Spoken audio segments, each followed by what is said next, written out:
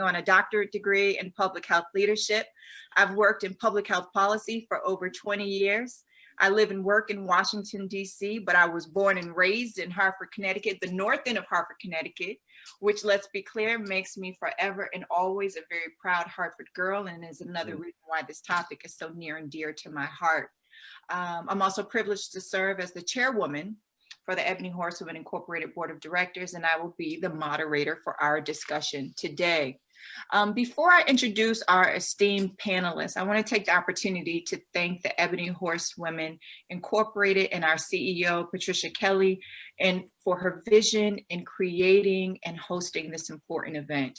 And we also want to send a huge thank you to Ebony Horsewomen staff who are keeping the lights on and making sure that the horses are healthy and fed throughout this crisis.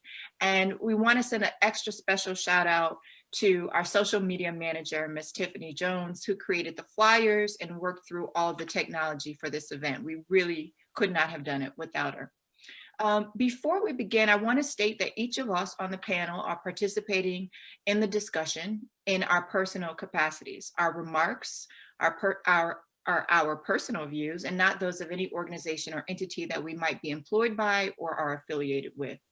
This program is being broadcast live on the Ebony Horsewomen Facebook page and is also being recorded. And so later we'll be sharing a recording of this program on the Ebony Horsewomen YouTube page. So make sure that you go and check that out and share that link when it's available. I think one of the things that gives somebody a pretty good shot at being the smartest person in the room is knowing that you're never the smartest person in the room. And so what that means is instead of us having a straight question and answer format, this is going to be a dynamic conversation. And I'm going to take advantage of having some of the preeminent minds on this issue as our panelists.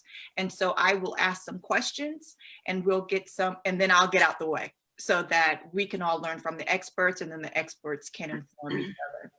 We want this to be the first in a series of thought-provoking and frank conversations about how this crisis is impacting our most vulnerable kids. But if we're honest, we'll admit that we didn't need coronavirus to tell us that there have always been clear inequities and clear disparities in how disease in general affects Black and Brown communities. We also didn't need coronavirus to tell us about the already glaring achievement and education gaps faced by low income and at-risk students. We didn't need coronavirus to tell us that when the nation switched to remote learning, that our kids would be among the most hardest hit and the most left behind when schools finally do reopen. And we didn't need coronavirus to tell us that the isolation, the trauma, the confusion, and the sense of loss that we're all feeling as adults is magnified tenfold or maybe more for our youth. And they don't have the tools or the resources to constructively express or deal with those feelings. What coronavirus did was simply throw gasoline on an already lit match. And so we're extremely thrilled to be joined by our esteemed panelists who will help us unpack some of these issues and others. And without further ado, our panelists are Dr. Gary Rhule, internist.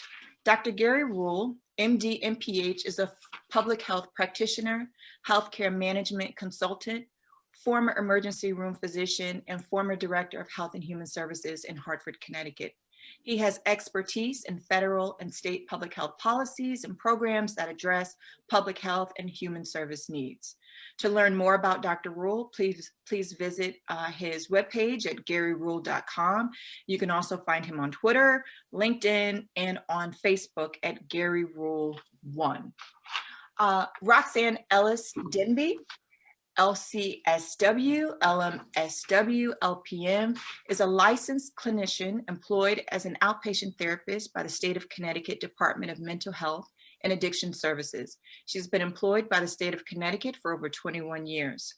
Prior to her position at DMHAS, Roxanne worked as a clinician and correctional nurse in the prison setting. In addition to her role as a clinician on Team B medication management, Roxanne is a part of CRMHC's Trauma Initiative. She's also a member of the state of Connecticut's Critical Incident Stress Management Team and the Disaster Behavioral Health Response Network. Roxanne received her bachelor's degree at the University of St. Joseph in West Hartford and her master's degree in social work from Fordham University in New York. In addition to her work for DMHAS, Roxanne is an adjunct lecturer at the University of St. Joseph Department of Social Work, and she was clinical director for Happy Family Clinical Services, a home-based therapy agency providing clinical services for families at risk. Currently, Roxanne is the clinical director of Hartford Communities That Cares, where she works with individuals, families, and children who have experienced trauma due to exposure to violence, emotional and behavioral needs, and provides clinical supervision for staff and interns. Roxanne has been a member of the National Association of Black Social Workers since 2004 and served as national co-chair for NASB's Disaster Preparedness Trauma Response Committee. Meredith Johnson is Vice President of the Board of Directors for the Bloomfield Early Learning Center and Board Director for Bloomfield Access Television. Meredith is a woman dedicated to public service, community, and the traditions of family.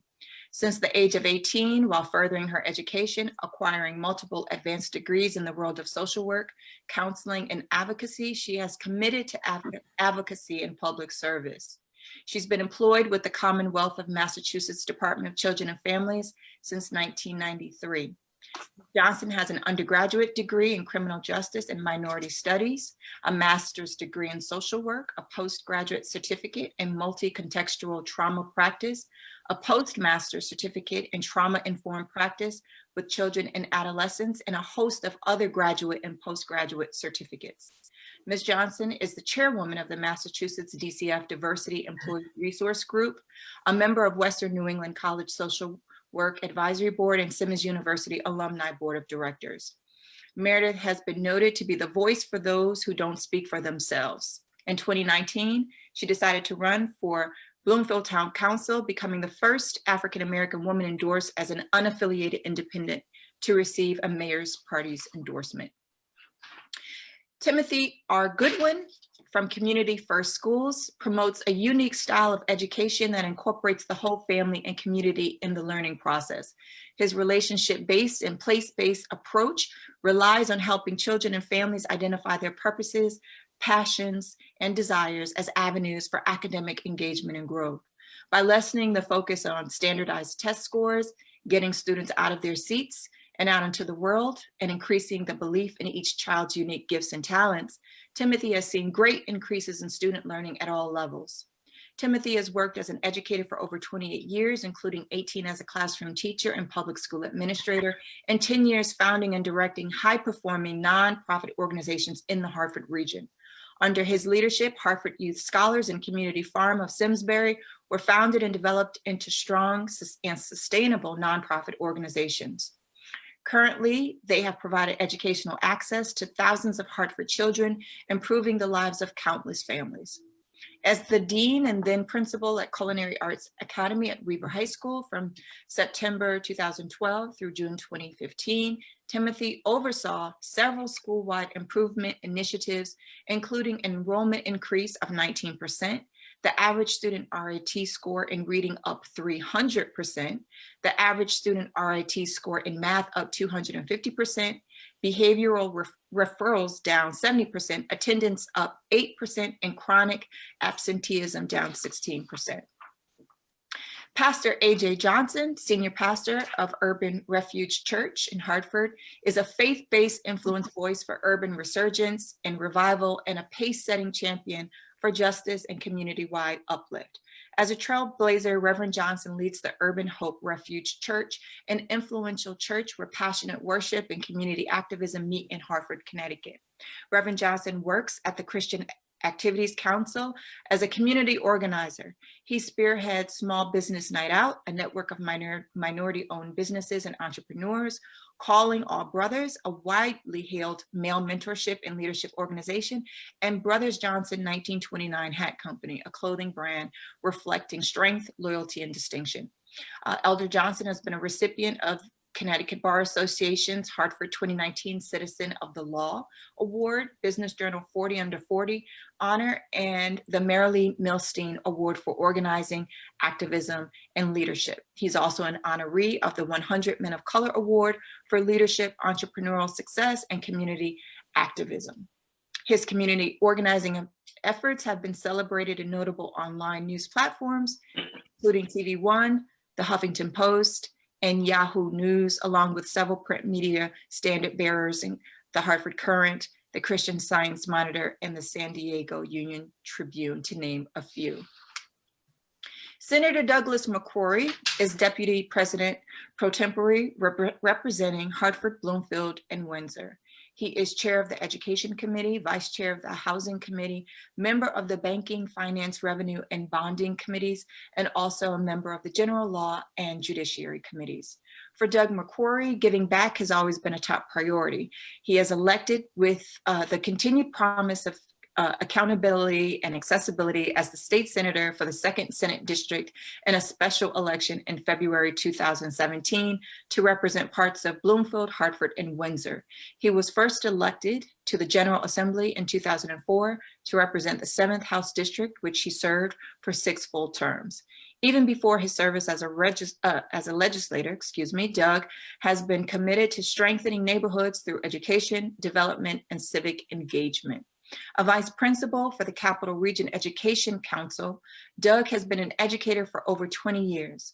Beginning as a teacher at Sarah J. Rawson Elementary School, he has also taught and served as vice principal at Lewis Fox Middle School.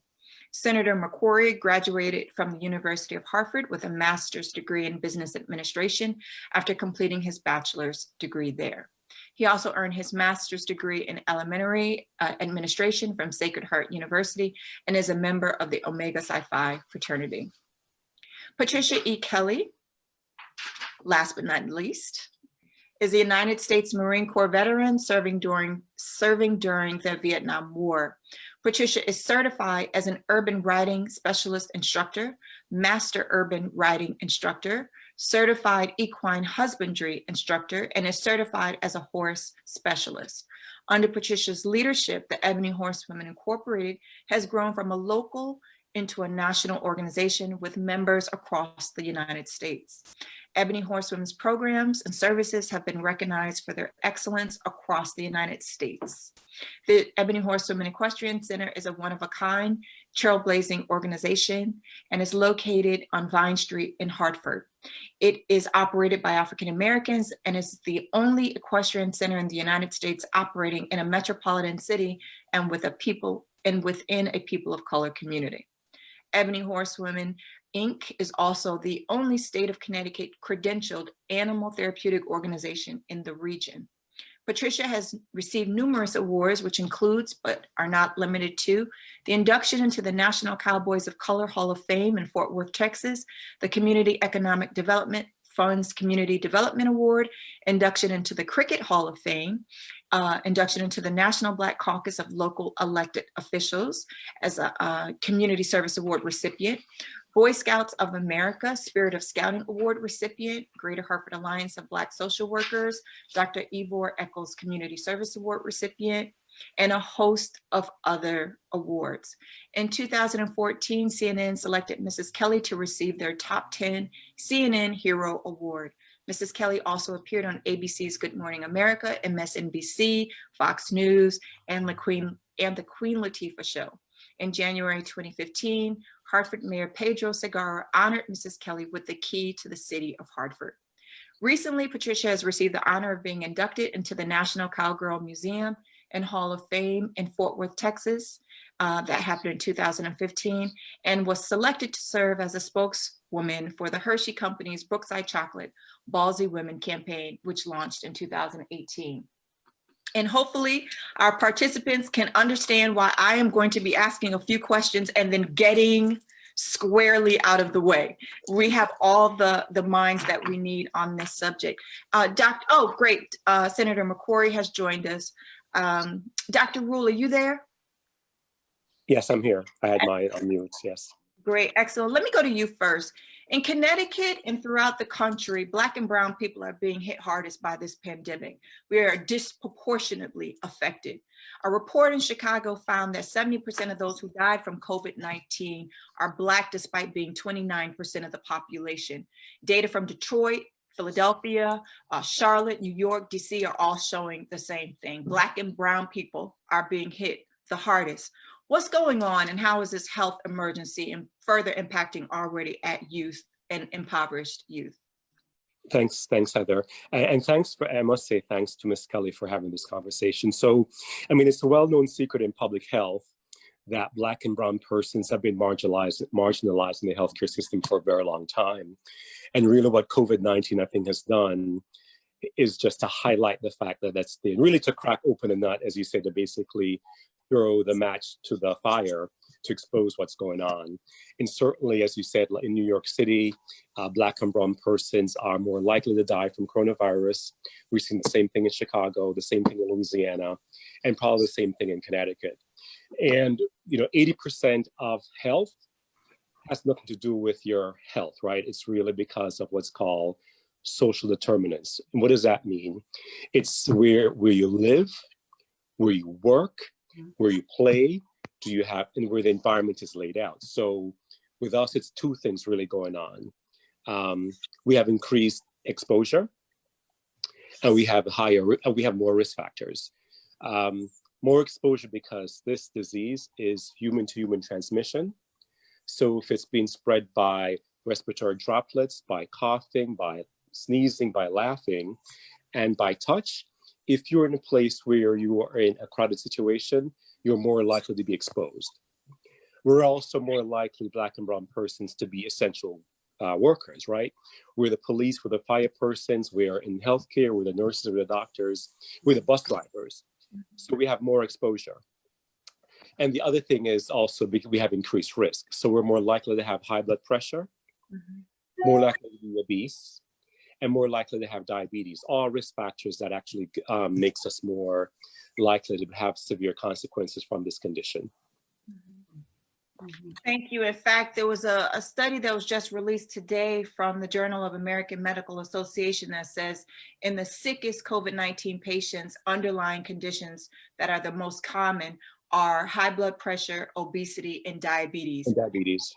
And what you discussed nails that on the head in terms of how it impacts Black and brown people, because we're also disproportionately affected by those health conditions as well. Right. There's also something that's going on, right? Because with the disparity in healthcare has always been about access to care. Right. So we have access to treatment, access to testing. So if you have, for example, communities that are not being tested, and there's some anecdotes that we're not being tested, either because we're not being taken seriously when we present with symptoms, that's a problem. And for example, if you have a testing where it's a drive up, for us, that may not work, because if we can't walk up, or if there's no mobile van to actually come to where you live to be tested, that isn't assuring access. And so because we've been marginalized in that sense as well, access is a problem. I'll stop there for a second. Well, I have a question for Dr. Rhule. Dr. Rhule, do you know of any testing sites in the Black and brown communities right now? Right. So if it's Hartford specifically, you can drive up at Trinity Health at St. Francis. Hartford Hospital actually has one. But what you're really being asked to do is if you have symptoms, you call your healthcare provider, and then he or she then refers you to the testing site. But in Hartford, you can get tested at Hartford Healthcare and at St. Francis. So to be clear, if you do not have a healthcare provider, meaning that you have an attending physician, if you don't have that, then what? That's a great question, right? So you do have community health centers in the area. There are 3 of them. There's Charter Oak, there's CHS. You can really call and find out. The CDC also has an online hotline that you can go to, and you can call and find something like that. But really, if you have no access, that's a problem. In New Haven, what was good was, at the Gatewood Community College, in the parking lot, you have drive-up access. And what I understand is, if you walk up, they'll actually allow you to be tested as well. For example, if you're homeless, if you have no car, you can actually walk up and be tested. Just to add to that, another confounding issue in terms of the drive-up testing and the mobile testing sites are issues related to limited English proficiency, which is huge in the Hispanic community. We still have people who need language access services. We also have the disabled community that we have to think about in terms of, are they able to access those testing sites and so forth? Is there accessibility for them as well? Right. So part of the issue with health disparities is representation. You have to be sure that you have persons who can represent, and really culturally sensitive healthcare providers, speaking the language, understanding what to ask. So that's part of the issue as well. Right. And so you talk about cultural sensitivity. That also plays a large role in the kind of care that we give our kids from a mental health standpoint as well. Roxanne, people talk a lot about post-traumatic stress disorder, but at-risk youth deal with stress and trauma every single day. There is no post. Right. Some are housing insecure, some are food insecure, some are outright homeless. Some live with caregivers who are drug dependent or dealing with a host of issues themselves. So from a psychosocial standpoint, how is COVID-19 further traumatizing at-risk youth?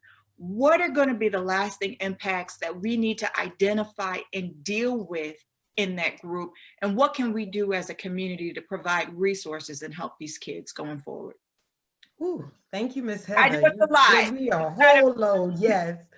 Okay, so we are familiar, and if you're not familiar with ACEs, which is Adverse Childhood Experiences, what happens is children who are currently living traumatic lifestyles almost day to day experience these stressors, and they react differently because they have not developed the tools needed to figure out and cope effectively. And if they don't have that support, if they're in homes that may have the issues that we talked about. So when you look at ACEs, there's like a twofold to it. There's the household dysfunction, which you named a few things like the substance abuse, the maybe one parent household due to separation or divorce or incarceration.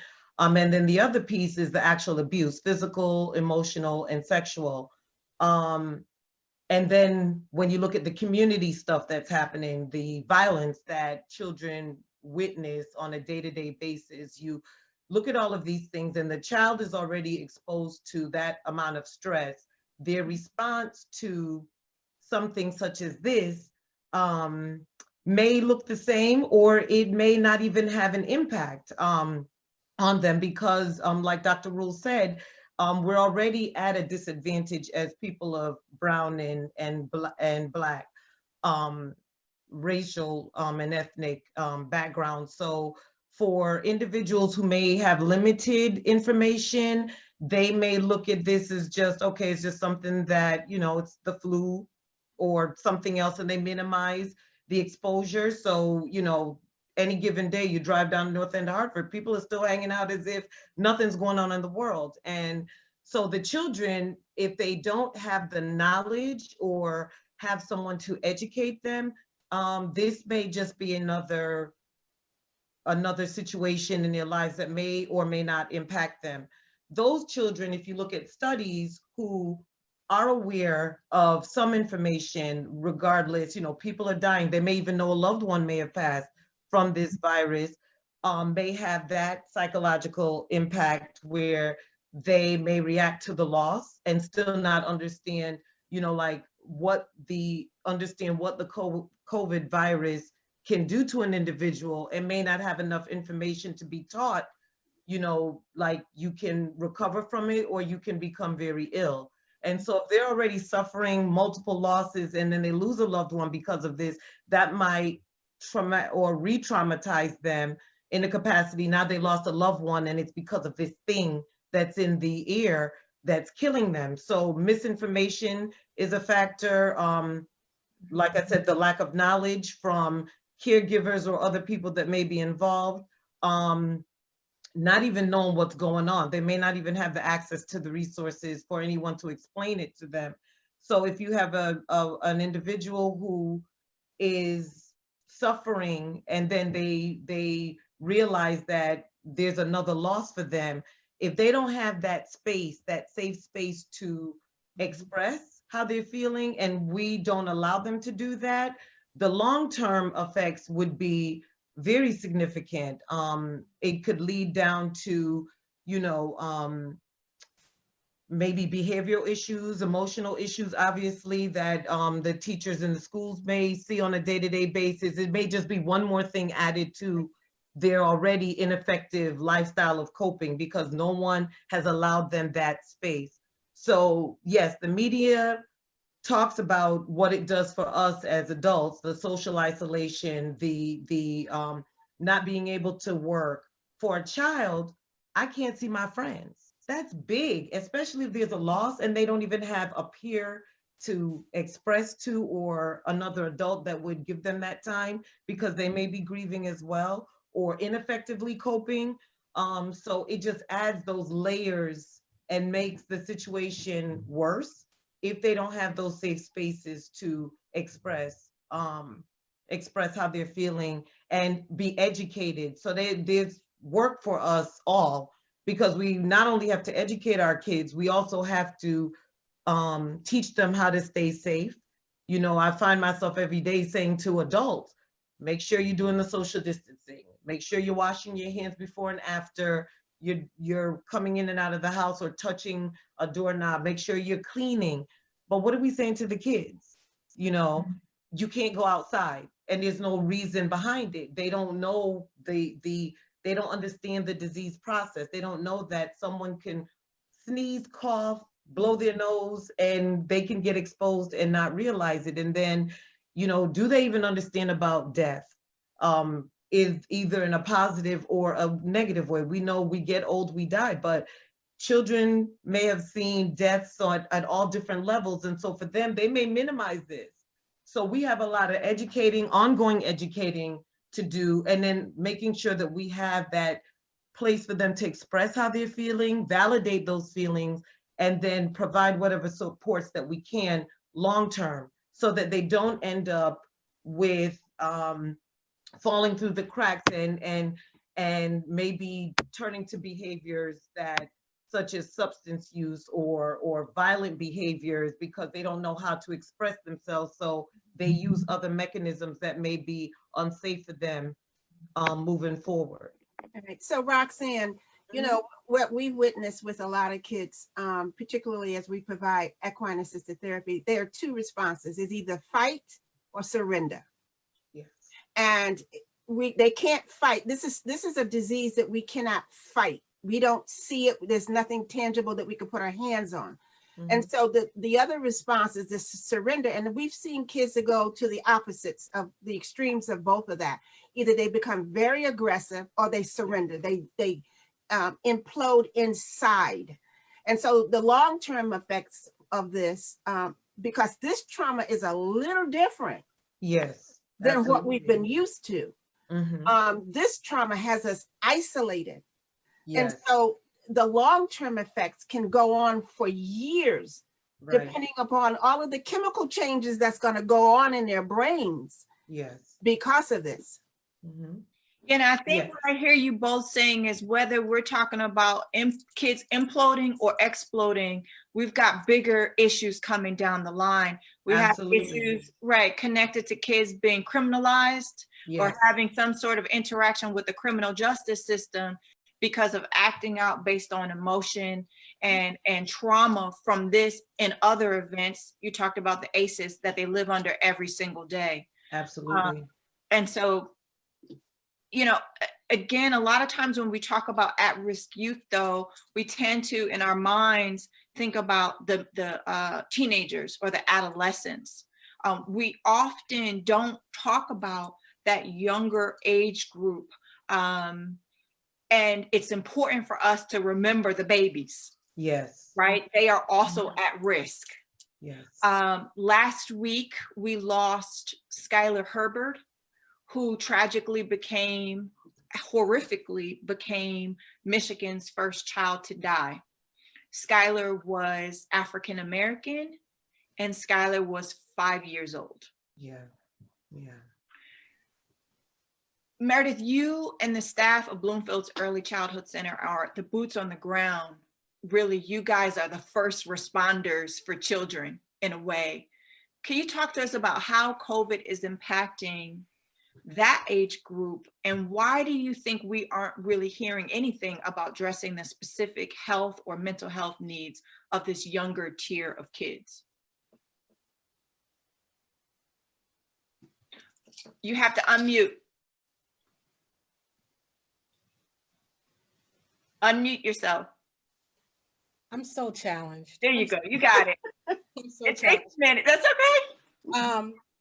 I think that we don't really, as Roxanne talked about the ACEs and trauma, we don't really pay a lot of attention to the neonatal trauma and that vulnerable population from 0 to 3. So when you talk about that level of trauma and that vulnerable population, we kind of think it's all a child, a toddler. What do they have to worry about? But that's when the mind is having a neurological wiring that is going to stay with them for the rest of their lives. And this trauma impacts that. 0 to 3 is the most vulnerable population. Unfortunately, in my full-time job in child protection, that 0 and 3 population is the population that you have the highest mortality rates. In my role in the board of directors for the Bloomfield Early Learning Center, I have the unique opportunity to see the positive side of this work. We see those children, and many times the early learning centers, ours and many others, are the gateway for these children to have a nurturing environment. Oftentimes 2.8, when they walk through our doors, this is the first time these children are leaving the arms of their parents, being socially developed in another setting. And our staff is responsible for teaching these children how to develop their earliest moments of social interaction, social engagement, learning how to interact with others, their other children, to learn how to play, what a hug means, what an appropriate verbal and nonverbal communication means. And with COVID-19, that stops. At Belk, we have a rich discussion related to the advances of technology and other early learning centers, and how technology is a primary piece of how they teach their children versus our thought process of that tactile learning style is still premier. We still want to use much comparable to the Montessori school of thought, where you really have the children engage with their hands and physical engagement right in front of you. Right now, by default alone, we have to use technology to engage the children. Mm-hmm. This technology doesn't afford the child to get that special hug. This technology doesn't afford our children to have the interaction of, say, someone from our foster parents program. We have a foster parent grandparent program where we have the elders come in and engage our young vulnerable population. So this COVID and this social isolation is going to have lasting effects on children, but particularly these young children, where this is the gateway of their eventual development. And what I don't hear the media saying is, how are we going to recoup this barrier for development that we've lost? 3 months, 2 months is a significant amount of time for the development of these young minds and their neurological wiring. Mm-hmm. And so when you're talking about a disruption in neurological wiring, when you're talking about a disruption in everyday lifestyle and who's home and who's not, Dr. Rhule mentioned at the outset of our program that Black and Brown people are the ones who are still essential workers and who are still going to work. They're not staying home and doing the distance learning with their kids. These kids are being taken care of, I'm not sure where. But when you talk about that, what does that look like in a child? What does that trauma, that disruption look? How does it manifest in a child in that age group, 0 to 3, 0 to 5, 0 to 7? Well, professionally, oftentimes that absenteeism makes those children from the 0 to 3 vulnerable stage, they seem to have some very progressive skill sets that they develop from having to do things that other children wouldn't do, but they have that clear emotional deficit that, as Roxanne says before, exhibits itself in the mainstream classroom, whereas sometimes they lack the ability to kind of restructure, refocus, attention deficit issues. You go to certain prognosis of autism and things of that nature. So it has some very significant effects. So if having this barrier in the preschool, the preschool developmental years will inherently cross over to the latency age years and the high school years and then young adulthood. Right. And I'm just hoping that our providers and the leaders of this COVID crisis is looking at that, because we're going to have to do a lot of catch up. Mm-hmm. And I also hear that, well, we all know that a lot of times Black and brown kids are tracked, what may be an inability to see the blackboard because they don't have glasses, and how they cover up for not having what they need for a medical condition is misbehaving or cracking jokes or whatever. Those mental health things or medical diagnoses are often misinterpreted as behavioral issues, and they're taken out of mainstream classrooms and put into other classrooms. And now you've got this pattern where kids are stigmatized or punished because of what they don't have and the fact that they don't know how to express the need. And it implicates this preschool to prison, if you will, pipeline that it sounds like we have to really be careful about. And I don't know that enough people are tuned into how important these years actually are in terms of development and kids going on to be productive citizens and staying away from the criminal justice system. Right. I'm And so glad you highlighted. Meredith, and during these really critical years, is this the time where they learn to self-regulate? They learn to self-regulate, and they learn social cues. It's a big concern of mine in the CPS setting that children are so involved in technology that they have an inability to pick up on social cues. So in a setting, whereas you have leaders in IEP plans saying the child has no ability to self-regulate. Well, that's because we haven't taught them to pick up social cues, because their faces in a phone all the time. So they don't even have the skill set to recognize a face that might sense disappointment. And also, Heather, I'm so glad you brought up the vision, the hearing. Children are being exposed to lead at those primary ages that have a lasting effect, and without access to appropriate health resources, it's a trickle effect. And in my other role, I see the Black and brown males, oftentimes young fathers, 19, 20 years old, and my staff having to engage with them and going all the way back to the latency ages where these deficits began, and them never having treatment to address those issues. It's a horrific cycle anyway. And culminate that with COVID-19, you have a problem. Yeah. Tim, we talked a little bit about distance learning and technology, and the whole country is going to distance learning. And even we know in well-funded school districts and where there are affluent kids, remote learning, distance learning is a struggle for kids and their parents. In inner city communities, even where students have been given laptops, it doesn't mean they have consistent Wi-Fi at home. It doesn't mean that they have a quiet place where they can concentrate on their studies. It does not mean that they even have somebody who is watching over them to ensure that they log in, complete their studies, and get their work done. From a public education standpoint, how are already marginalized students going to survive this? Well, that's a great question, Heather. And I think the biggest issue for me right now is that most people on the panel would understand, we already have a system that's broken in many ways. And now we go to a distance learning platform. And my concern is that as we get data on this distance learning platform, that we will use that data to promote a structured racist narrative that already drives much of education.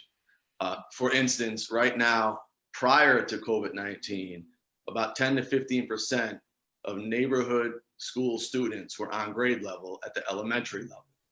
When you get into middle school, the average GPA at the Northeast Neighborhoods Middle School is a 1.7, which is a D+. That's the average GPA across the entire school. By the time you get to high school, you're looking at close to 60% of the students graduating at least 3 grade levels below standard. Now those are the facts. We seem to be, it seems clear to me, but not to others, outside the community perhaps, that we are teaching students to be pacified, to comply, to perform at a low level with low expectations, to be placed in low wage service and or incarceration. We mentioned the school to prison pipeline. That is, these achievement gaps are used to promote this belief that Black and brown students are less capable. Now there's the racist belief that there's exceptional Blacks who will make it. You know, go all the way back to Phyllis Wheatley, all the way to Barack Obama. So teachers and administrators understand that, you know, we'll help the few compliant ones, but the majority aren't going to make it, right? If there's something wrong with the fish in the pond, we don't say there's something wrong with the fish. If they're sick, there's something wrong in the pond. But the narrative that tends to exist is here in North Hartford, is there's something wrong with the community, or there's something wrong with the students, or something wrong with the parents. So now COVID-19 comes and we have 19,000 students in Hartford. About 10,000 are given computers. About half of those students log in, but they don't all do work, they just log in. And then about half of those actually do the work. So about 2,500 students are doing the work. I'm concerned about the narrative that comes out of that, because people are going to say, see, the kids aren't doing the work. See, the parents can't get their kids online. They're not going to look at the fact that we have already created an educational culture with extremely low expectations, without a lot of hope or purpose, without a lot of future in terms of where that child can go. If you were to walk into a typical school in Hartford and had a hidden camera in any classroom, you would see very little teaching going on.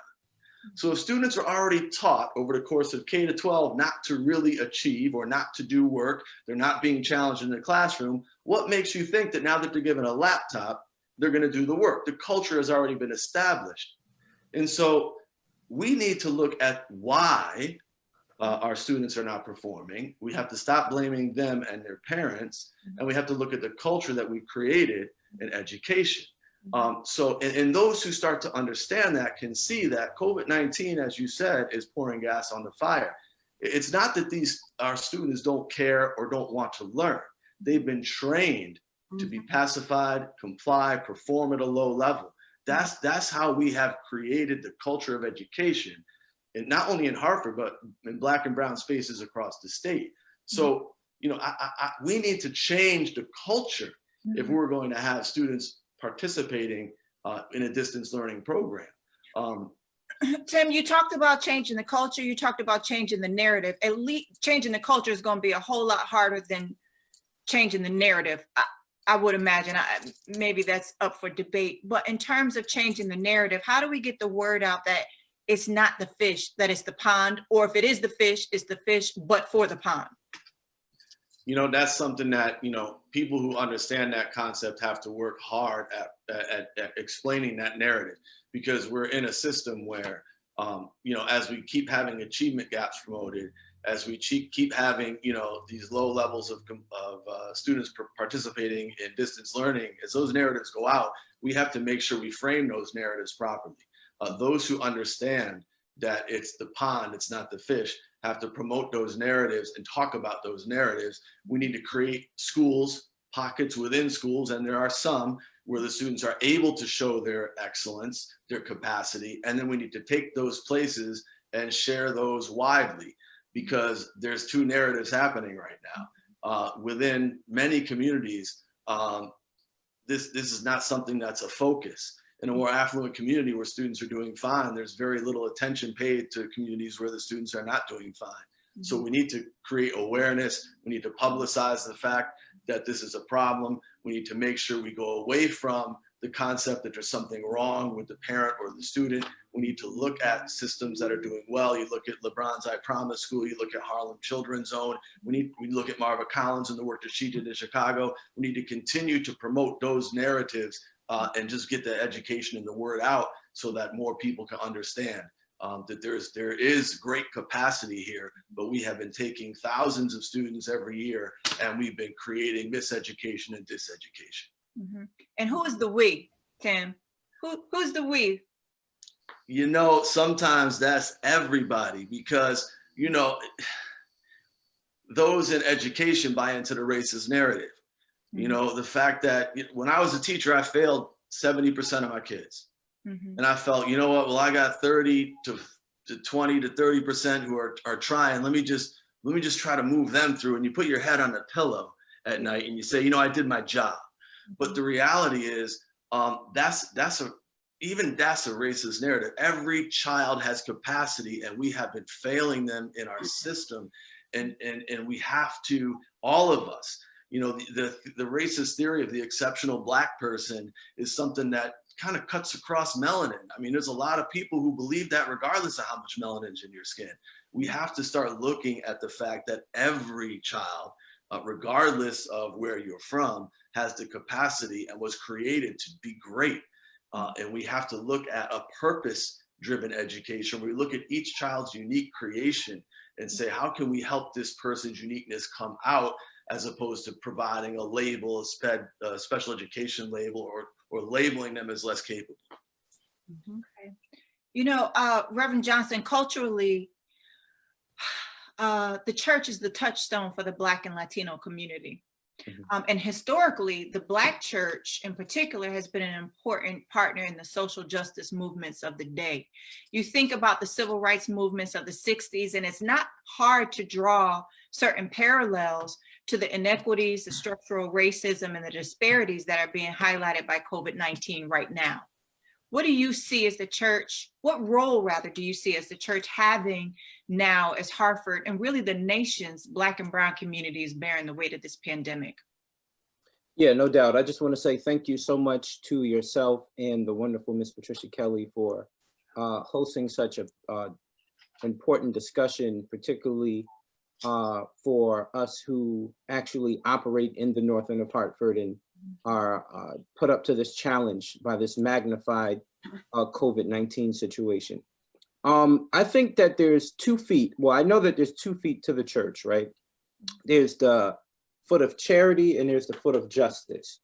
And the church has done an outstanding job being charitable, giving away clothes, feeding people, you know, helping people, getting people homes, and like we've done a great job doing that. But here's the other foot of the church where the Black church used to operate and be for the majority of the time during the civil rights movement, which is the foot of justice. And justice says that I'm unsatisfied with the maintaining the systems of charity, right? And so I think the Black church needs to head in the direction of justice, because COVID-19, as you said, has magnified the issues in which we already have. We know that we have issues in education. We know that because of the past 3 superintendents that we had that didn't work out, right? We know that our children are having issues just being able to learn. Being an organizer for the Center for Leadership and Justice, we had a campaign in the city of Hartford called the No More Slumlord campaign, which went into the homes of folks in the Northeast neighborhood, only to find out the reason why kids can't stay awake. I mean, if I just want you to look at this picture, right? When we talk about these pre-existing conditions and things that's happening, how do you expect the child to learn when their parents or them are catching 17 mice a day in their apartment? how do you expect a child to learn when the federal government, along with the city, are supporting bad habits of landlords that allow children to live in these kind of conditions? How do you expect them to go to school and actually have a proper education? So what I always say is that there is a what do you say? There is, when you think about the problem, it's more, this problem starts in a person's home, then goes outside of a person's home. I really like what Tim said, when it's the river, it's the ocean, right? In which we're in. And you can't change anything without having that level of justice. So churches, I think at this point across the country, have to do the charitable things, which is to do the great things like feeding people. But churches also have to find a way to organize themselves to ask the question, why are children dealing with mice in their apartments? Why is it that in most project-based apartments, which is a federal program, and project-based subsidy, why is it only women and children, 90-something% women and children dealing with these issues? And the church has to step in and find a way to be the barking dog of the community and of what it used to be. The church has been silent on some of these issues, so we have to find a way to be engaged. I'll go with Tim's solution with this. There's a story of this man sitting by the river, and as he's fishing by the river, this is going to drive home your point, and I'm gonna preach hard just for a moment. And as he's sitting by the river, he sees a baby floating down a river. So he runs, drops his fishing pole, jumps in the water, saves the baby, and comes back and calls his friend and says, hey, we need to get this baby some food. So his friend comes to the riverbank, gives the baby some food. The guy goes back fishing. Another 4 babies come down the river. He jumps in the river, swims to the baby, saves the babies, and said, hey, these babies need an education. So his friends come and set up an education. Guy goes back fishing. Another 10 babies come down the river. And the guy jumps in and saves the babies and calls his friend and said, hey, these babies need some place to live. So we created this project-based housing situation to get these kids in. And finally, an intelligent Black woman, I'll call her Miss Patricia Kelly, Miss Pat Kelly, comes to the riverbank and asks this guy, has anybody considered going upriver to see who's throwing the babies in the river? Has anybody gone upriver to see who's doing this egregious act? We can't be satisfied with maintaining the systems of charity without going upriver and asking who is making this injustice happen? Who is evil enough to continue this cycle of poverty? So I'll end there, but the churches have to lean more on the justice side, which means going upriver and asking who is doing this injustice and addressing the issues. Yeah, I would agree. And thank you for that. And I don't think I'll ever forget that story or the picture that you shared on your screen. One thing I do want to add is that you talked, I think maybe it was during our run through or in your discussion just now about outreach. So one of the things that a lot of people have been saying with respect to COVID is our way of life has been broken. Mm-hmm. And so it is what it is, but we now have this opportunity to reopen things, to go back to life. But if we do things the way that we did things in the past, then we've wasted the opportunity. We cannot go back. We cannot take this new normal and fix and go back to what was. We need to create something new. And so what I'll challenge you and the Black church, I am a believer, so this is important to me. What I challenge the Black church to do is outreach. You know, we in religion have reached out mostly to the adults, to the elderly, to the elders of the community. A lot of times we've forgotten about the kids. So the kids need to know, that's what we're talking about today, the youth. At-risk youth need to know that the church is there and is standing in the gap and is a refuge for them, is a place for them. And if we're not, getting that message out there, then we also have failed, because they need that support. They need all the support they can get. Absolutely. I think that is important. Again, my church sits in the 06120 zip code. Right. And our church is very interesting because most churches in urban cities, people drive in to church. They don't actually live in the city. So our church is interesting because a lot of our youth walk from the neighborhood into the church. So we have a lot of at-risk youth. We have a lot of youth that we're talking about today that's sitting at home with special needs that can't be addressed by parents. You know, in our congregation, we have young people running away from home during this time because home just isn't a place where it's conducive for learning, right? And mix that with some issues, you know, that can be very, very challenging. So right now where we are, we cannot go back to the way things are. We have to do the outreach, but not only the outreach, but the inreach as well. I think that's important. Life is not going to be the same after this. We're not going to be able to engage young people the way that we used to engage them because now they're sitting at home with folks that can't really teach them the way that they need to be taught. So I think that we are going to have to find a way as we work through this COVID-19 situation as a church, as churches, as faith institutions, and how to address these young folks. And it's hard right now for churches because the thing that we had was when the kids wanted to run away, this door right behind me that you see, that door will be wide open there for them to come in. And now we can't do that. So where do they go? They choose to go to their friend's house who don't have proper parental guidance, right? And so we have to find a way, even during this time, to engage young people in a way that's meaningful to them and just reconnect. Yeah, absolutely. Senator McCorey, we're so happy that you were able to find some time in your schedule to join us. We really appreciate you.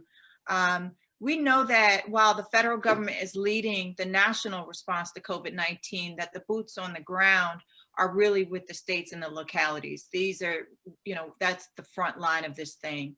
And so a number of states have introduced or enacted legislation around COVID-19, and some bills address eligibility for public services, temporarily prohibiting eviction and ensuring utility services, a number of flexibilities and resources that could benefit at-risk youth and their families during COVID. Can you talk to us about any Connecticut state action that's taking place in response to COVID-19 and whether there are any specific resources available for Hartford's at-risk youth? Reverend Johnson, just to name one, just mentioned the issue of kids running away from home in the midst of COVID. Where do they go? Are there any Connecticut resources for at-risk youth? Oh, I was trying to do it for the red button there. right. So specifically for at-risk youth, I can't name anything specifically geared strict for at-risk youth, but I can talk about some of the things we're trying to do for families and just for people in general. But before I discuss those things, like some of the things you mentioned, yes, that we extended the idea of you being evicted from your homes. We put something in order so that can't happen, and from now until I think November. So that's one of the things that we put in place. Utilities being shut off. Before you couldn't shut off utilities between the months of November and April. We have extended that out to September. So those are some of the things we have done for families. But I want to go back to a couple of things that I've heard from some of your guests. And first of all, I want to thank you for putting this together and give us the opportunity to talk about these important issues. I agree with what some were saying about social determinants of health, right? And why this is impacting our community so much because of the pre-existing conditions that a lot of people have. But I want to add this caveat to that conversation. We're not the only ones that have those pre-existing conditions, but we are the ones that are still dying from them, okay? So other people have high blood pressure, asthma, So the question becomes, we can't just say that without talking about how we got there. So you can't talk about pre-existing conditions if you're not talking about redlining, gentrification, healthcare disparities, environmental racism, structural racism. You can't have that conversation, say that, put that on us if you don't talk about all the things that led to food deserts. Why do we have diabetes? We can't get fresh fruit. Okay, so I get kind of disappointed when we say, oh yeah, the social determinants of health, Black people are dying because of brown people dying because they had high blood sugar. No, everybody's have those issues. Why are we the ones dying? And in Connecticut, our rates are just as high or higher than other rates. Our numbers are increasing. If you look at the data that came out today, Hartford has the second highest death rate in Connecticut, and it will get higher. It will be the highest. It's past Fairfield County, where this all started, right? So Hartford is number 2, and by next week we'll be number 1. So why is that? And what is going on? What can we do about that? One of the questions that mentioned about is testing. The problem is our community is not being tested. We're not getting tested. So we don't know what our numbers really look like until we start testing more people in our community. So what are we doing about that? New Haven, we talked about what happened in New Haven with the setup off I-95. Well, that's not New Haven, that's New Haven County. So what you see is a lot of people are coming into New Haven who don't live in New Haven are getting tested. But New Haven has done something that which I'm efforting to do right now is set up places within the urban community where our people can walk to, where they feel comfortable going, because we know how our community just do a deal with healthcare, with health disparities, and how we've been treated throughout this country. There's some uneasiness, and it's factual. But we need, and what I'm efforting with Hartford Healthcare is to provide not just mobile ability to drive a van and go somewhere, but places where we can walk to, where we can go and be comfortable and get testing. So I'm doing that right now as we speak, because I am really concerned. I've been sitting here for an hour. I've seen 5 ambulance and fire trucks go by me. Ain't no fires. Those are people, right? And if you look at the numbers, those are people who are in serious condition and unfortunately might be dying. We have a nursing home right here in Windsor. We had 35 people that lost their lives. 35 in a nursing home, okay? And again, there's a lot of things we need to do. There's a lot of things we need to continue to do. And all the advice that you guys have gave on here is so important. But there's a lot more work that has to be done at the state level and even at a local level to get our people tested. Because I believe, and Doc, you can attest to this, this virus is going to be along and with us, just like the AIDS virus. And you know who is impacted the most by the AIDS virus, right? 65% of the new cases are Black and brown people. I know, I get a real good sense that this virus is going to be with us for a long time. And we have to determine how we're going to handle that. And is it going to be just another part of the health disparities, or we're going to put a plan in place to deal with it? Because we have this pandemic, this gives us an opportunity to that. This pandemic has shined a light on things that we already knew existed, that we have given catchphrases for, like opportunity, achievement gap. But we know we had achievement gap for the last 30 years. Everybody know that. And first of all, I don't call it achievement gap because all our kids can achieve. I call it an opportunity gap. Our kids just don't have the opportunity to do some of the things that other high resource communities have. So I would never say it's an achievement gap, because if you want to talk about that, it's become racial. Because if you want to talk about that, then Asian students are kicking white students' ass. And we don't have any conversation about that. So let's call it an opportunity gap.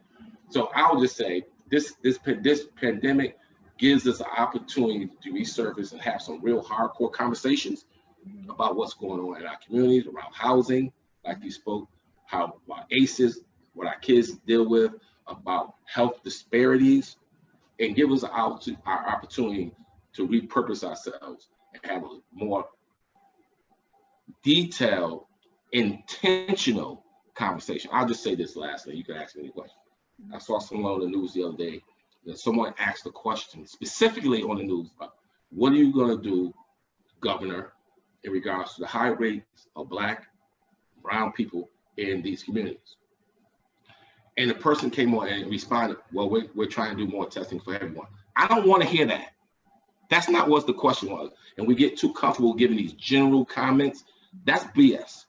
The question was specifically, what are you going to do about these communities? Because this is where the numbers are highly impacted. I didn't get an answer I want it, and I didn't, and I wasn't comfortable with that, because that person might be the one who might be the face of this, and that's not going to work for me.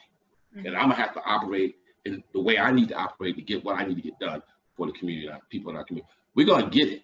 Mm-hmm. We're gonna get what we need to get done. It's gonna just take a different way of doing it. Senator, so, I have a question for you, and this is kind of the social political piece involving our kids long term.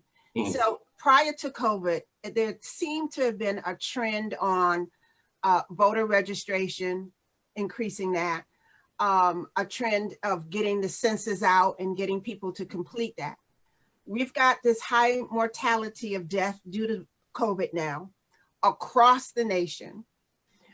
People are not really concentrating on the census because we've got COVID on our minds. Mm-hmm. Yeah. Long term, with underrepresentation from the census, high mortality deaths due to COVID, long term, our kids are going to receive less resources down the line.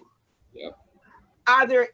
Is there any dialogue going on between the Puerto Rican and the African American caucuses across state lines as to how to address this? Because this is a real issue. We've got an election coming up where our attention has been focused on other things. We're going to see a ripple effect on that. And of course, when this stimulus money is gone and the government begins to reallocate who's going to get what, our kids are going to be at the end of the line again. Yeah, I would say you're absolutely right. Around as far as the caucuses, our caucus, the Black and Puerto Rican caucus in Connecticut, we meet regularly about these issues, and we have comments. We bring in all the commissioners, we bring in all the decision makers, and express them where we are and what our concerns are. Now, do we have these conversations with other caucuses in other states? No, I'll tell you that we have not combined forces with other states in other ways. But you're absolutely right. Resources. And these are not just resources for the next 1 or 2 years. These resources for the next 10 years, because the census is only every 10 years. So you're right. We've been sidetracked because of it. And I hope it doesn't deter us from doing what we need to do, which is filling out that census. And you said something about stimulus package. So let me talk to you about that real quickly. So we talk about it's a program called the PPP program, Paycheck Protection Program. All these billions of dollars that came from Washington, D.C. that was supposed to go to small businesses in our community. This is what happened. We got left out of that pie, and this is why. When that was set up, the federal government incentivized banks to work with their current customers to help them get resources, right? So in our community, in my community, my small businesses don't have commercial loans with banks because they can't get them, okay? So we were left out of that opportunity. And plus, when those dollars came down, it went to the larger small business, such as Shake Shack and those things. Now, so we missed out on that opportunity. That's gone. Then the state put out $50 million, and this was actually for the federal government, for small businesses to help them, stay afloat. The bad thing about that is, after 2 days, they had 5,000 applications with a request of over $100 million. It was done on a first come, first served basis. Mm-hmm. For us, that hurts us because the information doesn't travel to our community fast enough.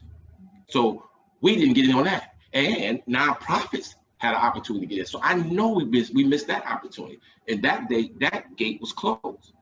So me seeing that and understanding economics, having a father who was a contractor, having a father who had businesses, I said, we got to do something for the mom and pop stores on Barber Street, on Kent Street, on Albany Avenue, on Park Street. So that's when I went to the Department of Education and said, I need a pot of money, and I want it specifically targeted to minority-owned business and women-owned businesses. Because in Connecticut, white women are considered minorities. Mm-hmm. We had a program. Headco was doing the program, been in business for over 35 years. And guess what? We're getting those resources to the main street, to the people who own the barbershop, the lady that does hair, the person that owns the restaurant. We're getting resources to them because I saw that, and I didn't want us to be left out. Even with that being said, There are over 400 applicants for that small part of money. It's only up to $20,000, and it was forgivable loan. I had to hold our people's hand, get on the phone and tell them, go after this money. I know the mindset we have because we've been so conditioned, we've been beat down so much from the state of Connecticut, we never got anything. So we were, hey, no, they ain't gonna have nothing. I get it. But when I put my name on it and say, this is how we're gonna do this, you gotta do it. So we gotta get better as a community at taking advantage of opportunities when they present themselves. So Senator McCorey, I thank you for all of your comments. I agree with you 100%. On one point that I want to add, I want to ask you what you think about this is you're making phone calls telling your constituents go after this money. And I know that there's this mindset, but there's also an aspect of these mom and pop shops, the hair stores, the nail stores, the this, that, and the thirds. They don't always have their paperwork in order. That's the number one problem. So can you deploy some navigators to help, to assist, or even in times when we're not in crisis, make sure that our community stores have their ducks in order so that when, you know, things hit the fan, then they're not already behind further behind, that they can catch up as quickly as anybody else. Absolutely, and those things exist. They do exist. So when people are calling, remember, we made it so that it ain't no complicated application. It's a one-page application. Okay? We broke it down elementary level, right? But you're absolutely right. They need that resource. They need that technical assistance to help them out because we know they're mom and pop. One thing about us, we know how to do business, but we don't know how to do business. So we can do the service, but it's the other stuff that we fall short on. And we do have organizations in play to get us to the point where we can be functioning on both levels. The service itself, providing the service, and also making sure our paperwork is in order, because that always gets us. Absolutely. And so this is, you know, if we start looking at silver linings, if there are any, one of the things that COVID has amplified is our need to, as Black and Brown communities, to get our stuff in order. Because, you know, there's a saying in our community that when America catches a cold, Black folks catch pneumonia. So we need to be ready for pneumonia for the next one. Mrs. Kelly, we saved you for last. And we thank you for your patience. And my question for you is pretty simple. For 36 years, you've provided some form of equine therapy for Greater Hartford's youth. And you've seen a lot over those 36 years, but I would venture to guess that you haven't seen anything quite like this. When you think about the thousands and thousands of youth you've served at your facility and those who need what you do now more than ever, what are you most worried about? I'm very worried about all of this. Because we provide therapy and luckily we have a wonderful firm behind us with Roxanne's firm, A Mind's Journey, working with us. We've seen children in dire straits, mental dire straits for years. But their ability to get out into nature with horses, with other people, helps to mitigate some of those anxieties, angers, and stuff. Now these kids who have this attachment disorders, they have anger and anxiety. These kinds of things now are bottled up in homes. You told me. That's why I wrote it. All right, no problem. Doug is having his own conversation over to the side. So I'm worried about that. I'm worried because there are no outlets now. And as I mentioned earlier, kids have two major responses. There's some subs in there, but they either explode or they implode. And both of them are very serious. And some of this stuff, they're captured, not only in their minds, but they're captured in their homes. And this begins to create a change in the functioning of the brain. It begins to set chemicals into the blood system that increases the rate of maybe high blood pressure and other physical ailments. I've seen all of this come to pass. And I'm very worried about it. I'm not only worried about what's happening now, I'm worried about the chemical changes that are happening in the blood and in the brain that is going to last for a time beyond this. And we don't know what tomorrow's going to look like. We don't know how we're going to be able to come back together again. So I'm very worried about that. You know, Reverend Johnson talked about, or you talked about the importance of the Black church. The Black church was a very therapeutic organization for African Americans. That's where we went to church and we could hoop and holler and nobody come and take us out with a straitjacket, because that was our release in the church for Sunday mornings to be able to go back and deal with society Monday through Saturday again. We don't have that now. So those kinds of isolations are really, really, really bothering us. In terms of education, it's not only the disparities that we see a cultural deficiency. We see teachers who are unable to recognize the cultural attributes of our ethnicity and cannot deal with them. And so these kids get thrown out of school, they get misdiagnosed, and that lasts, those records follow them, and that lasts forever and ever. And they begin to be told that there's something wrong with them, and they're not. There's nothing wrong with them. One, they're kids, and two, they're under trauma. So there's so much to this that I'm worried about, not just for today, but for time to come. So this is a dialogue that is going to need to go on, folks. And I thank you all for coming on and giving your professional and personal opinions about this. But this is just the beginning of the conversation. There needs to be more. And I hope I could invite you to come back and let's do a part 2 and look at this more in depth to see now whether we can come up with some solutions. Heather? Thank you all. I just want to echo Mrs. Kelly's sentiments to say thank you to all of our esteemed panelists. We know that you all are so busy in your ordinary lives, but particularly in this time of COVID. We thank you for your partnership in helping us address these issues. Senator McCorey, we look forward to partnering with you more. You talked about we all need to get together and do things. We all hope to have a seat at the table as you work through these plans and have these intentional dialogues. And we mean the grown folks table, not the little kids table. So we look forward to that. Thank you to all of our educators, those of you on the front lines. Thank you to everyone who is at home, who joined us today. Thank you for taking time out of your busy days to join us. We hope that everyone stays safe, stay healthy, and stay home. Thank you so much. And this concludes part 1 of this series of the impacts of COVID-19 on at-risk youth. Take care. Thank you. Thank you. Thank you. Thanks.